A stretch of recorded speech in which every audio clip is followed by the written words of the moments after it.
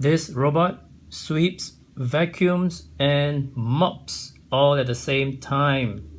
And it's on offer right now at $169. So this is how it works.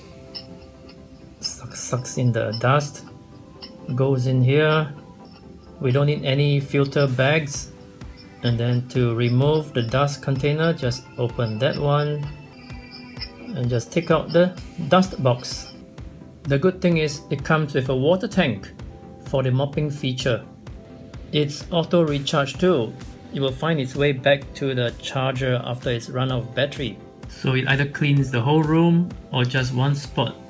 And it cleans the edges as well, and it recharges itself. This is the full set of accessories that come with it. Well, I'm placing my bid now, place bid, and it says congratulations, you have won this auction, yay!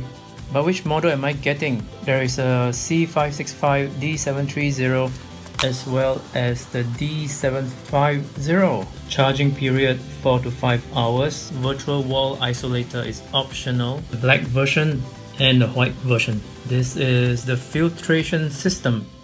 Comes with a free bonus offer, a nano duster. It's shipping domestic, that means this product is available in Singapore.